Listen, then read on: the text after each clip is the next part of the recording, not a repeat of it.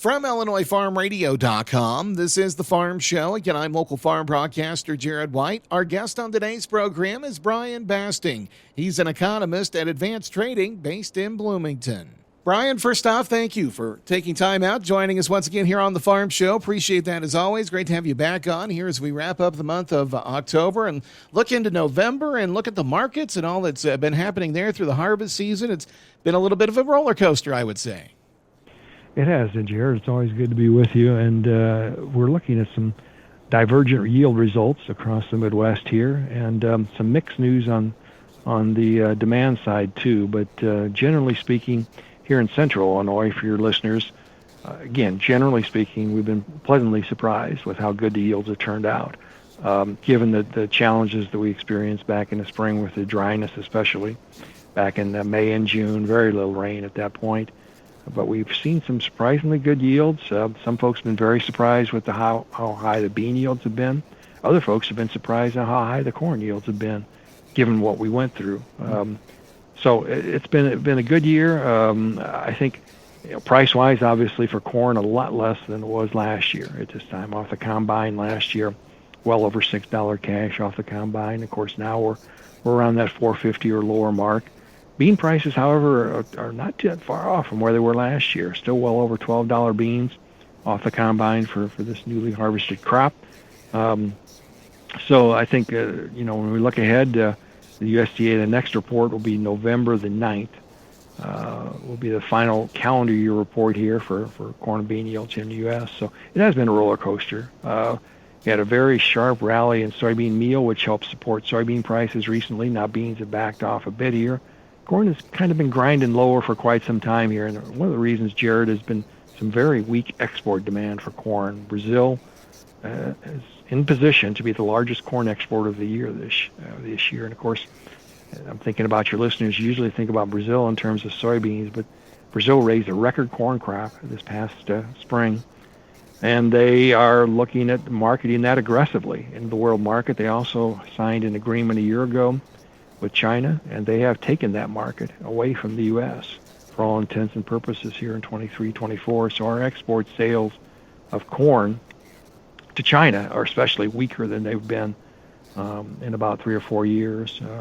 That has been a very, very nice market for the U.S. producer, and that's gone for all intents and purposes on corn. So beans, the challenge on beans is that Brazil not only raised a record corn crop, they raised a record bean crop last spring, and they are challenging us now with some record liftings of beans to China. Our export sales to China are down about 50%.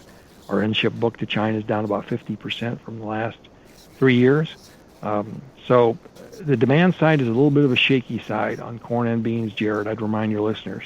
It's not all supply. There's a possibility, I'm not going to sit here and predict it, but there's a possibility that those yields could decline further nationwide in November, but there's also a possibility that the carryout could increase or be unchanged because of some possible reductions in exports in terms of a forecast for 23-24. So we can track exports weekly. We're doing that, and it's just something that the market, particularly for corn, has been a really uphill battle here to get a rebound because we don't have that export push at the moment.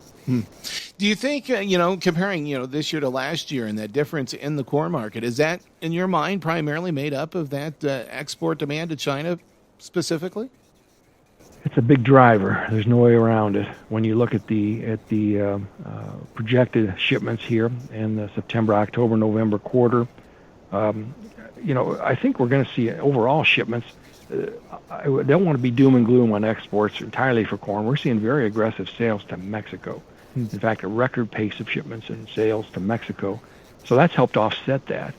But when you look at the big picture, Jared, in terms of the yields and the fact that we're losing that market to China, and Brazil is also taking away some of our other markets, the USDA came out earlier this month with an export forecast of just over 2 billion bushels here for the 23-24 crop year. And people are raising an eyebrow a little bit at that at the moment, because last year we only shipped 1,661, basically 350 million bushel, less than what we did this year. And we do not have as many corn sales on the books here for the first, half a quarter, I guess I'd say September through mid-October, as we did a year ago. Now, that's a long way to go, and a lot can change between now and August 31st of 2024, which is the end of the crop year. But we have not gotten off to a good start. Let's just put it this way. Our sales, let me backtrack a second. Our sales are actually slightly above last year, but the prospects for the remainder of the year are not very bright. When you look at that competition from Brazil. And the other thing that I remind your listeners, Jared, Argentina had a drought earlier this year. Brazil had record crops. Argentina had a drought, though.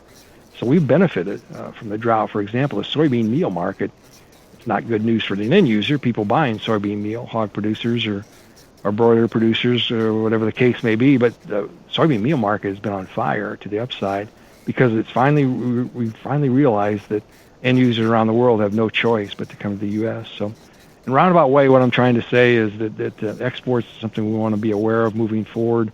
That's a thing we can track weekly. There are some signs of life here. We had a decent number that came out this morning on Thursday for both corn and beans. So I'm not saying it's completely dead, but short answer to your question is last year we still had a Chinese push, or pull, I should say, from U.S., and this year is virtually non-existent. So that combined with a larger than expected crop, we've got a carryout penciled in over 2 billion bushels for this year, Jared, and it's been several years since we've seen a 2 billion bushel carryout on corn. More to come with Brian Basting, economist at Advanced Trading, here on The Farm Show from IllinoisFarmRadio.com. From IllinoisFarmRadio.com, this is The Farm Show. Again, I'm local farm broadcaster Jared White. We're continuing our visit today with Brian Basting, economist at Advanced Trading based in Bloomington. Brian, talking about some of the things impacting the markets here as the month of October 23 kind of wraps up. And one of the things, of course, that's hanging out there is the Farm Bill. And of course, the not extension or not anything at the moment as we record this happening with the Farm Bill out in Washington, D.C. My question for you on the marketing side of things, with that question mark of what's happening with the Farm Bill, of course, crop insurance very highly involved with the Farm Bill discussions. Does that impact marketing plans as we move toward 2024 and, that crop insurance price coming in the spring and things like that?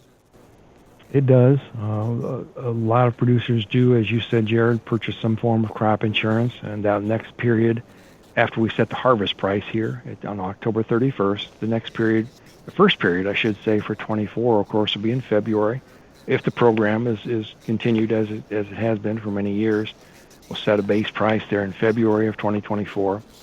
And yes, in terms of what the government does or doesn't decide to do in terms of the program, there seems to be a push here that I've heard recently for a 1-year extension of the current Farm Bill up until they obviously take us through the elections of 24 then, and we may have to see what shakes out after that. But yes, it does have an impact on the marketing program. What I remind producers always, though, is that crop insurance for marketing, Jared, it's a very valuable tool. It's a very valuable tool as a foundation for getting some protection on in terms of production. It's not a standalone tool, though, for marketing because price can vary, for example, between now and the time the crop insurance base price is set. I went back and looked a year ago at this time, December 2023 corn.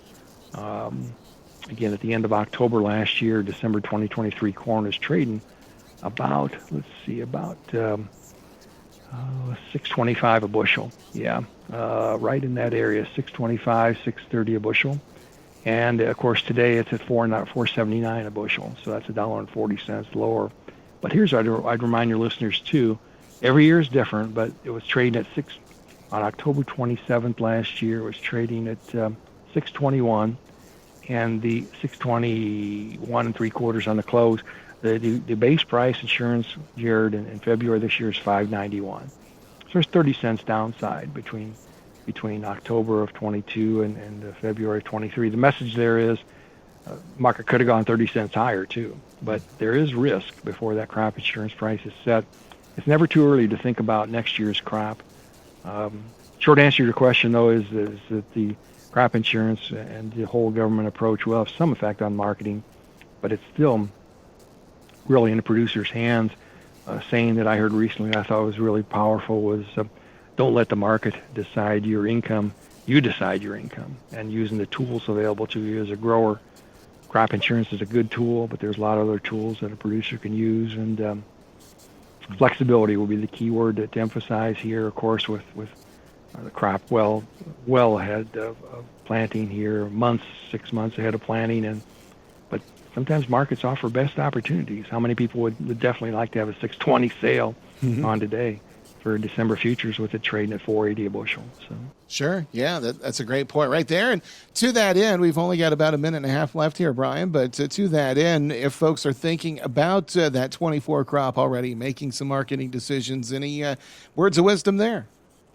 Yeah, there's a lot of different tools. I wouldn't put all my eggs in one basket, as it were, Jared. In my opinion, you could look out there at doing some short-dated options, perhaps as one way to cover a new crop. You'd need to talk with a trusted risk management advisor to get comfortable with those, but they're a good tool to use. You could do the traditional hedge and go out all the way out to December of 2024. It's trading, I think, about $5.15 a bushel as you and I speak here. A lot of different ways to do it. You could do an HTA contract out there with a call option attached to it to give you upside opportunity.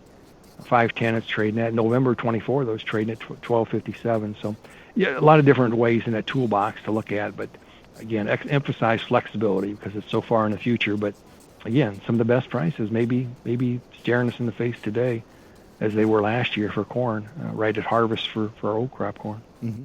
If folks would like to talk to you about some flexibility, how can they get in touch, Brian? My direct number here, Jared, is 309-664-2314. Easy enough, sir. Appreciate the time and the insight as always. Thank you very much. Always good to be with you, Jared. And once again, our guest on today's program has been Brian Basting, an economist at Advanced Trading based in Bloomington, here on The Farm Show from IllinoisFarmRadio.com. Remember, that's where you can go to hear all of our ag programming streamed live and archived to listen to anytime. This is local farm broadcaster Jared White reminding you that if you eat, you too are involved in agriculture. Your local web portal for agriculture grown locally. Available 24/7. IllinoisFarmRadio.com. Click the Ag News tab for the latest agriculture news, market prices, even machinery prices updated daily. IllinoisFarmRadio.com. Click the Weather tab for the latest Central Illinois weather forecast and conditions. IllinoisFarmRadio.com. Your local web portal for agriculture grown locally. Available 24/7. IllinoisFarmRadio.com. A service of the Miller Media Group.